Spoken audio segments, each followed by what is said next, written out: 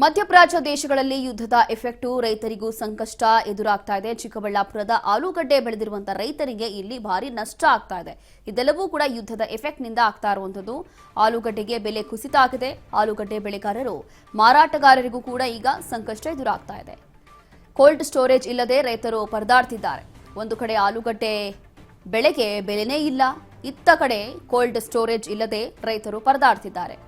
ಕಳೆದ ವಾರದಿಂದ lorry, tractor, ಟೆಂಪೋಗಳಲ್ಲಿ ಕುಳಿತಾ ಇದೆ ಆಲೂಗಡ್ಡೆ ಬೆಳೆ ಬೆಳೆದು ಲಕ್ಷ ಕೈ ಸುಟ್ಟಿಕೊಂಡಿರುವಂತಹ ರೈತರು ಈಗ ಕಂಗಾಲಾಗಿದ್ದಾರೆ.